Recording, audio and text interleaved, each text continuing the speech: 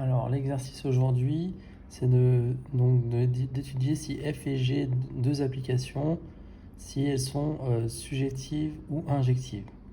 Donc, soit f et g, les applications de n dans n, définies par f de x égale 2x et g de x égale x sur 2 si x pair et 0 si x impair. Déterminer si f et g sont surjectifs et ou injectifs et ou ne le sont pas. Alors déjà, on écrit f, l'image de f pour les 5 premiers éléments et on trouve que ça donne ça. Donc on conjecture que f est injective, donc c'est-à-dire que chaque élément a une image, mais que par contre elle n'est pas surjective parce qu'il y a des éléments qui n'ont pas d'antécédent.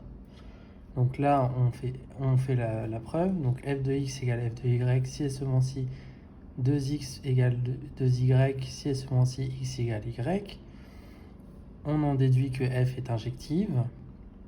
F de x égale 5 implique 2x égale 5 implique si et seulement si x égale 5 demi, mais ça n'appartient pas à n, et c'est des applications de n dans n. On en déduit que f n'est pas surjective. Donc on fait la même chose pour g, on prend les 5 premiers éléments et on trouve que il y a les 3 qui vont sur 0, sinon il y a 1 et 2.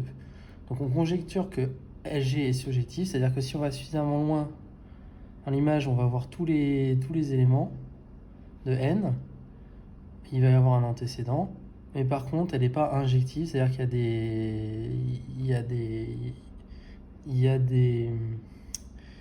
des images qui vont avoir la même image, des éléments qui vont avoir la même image.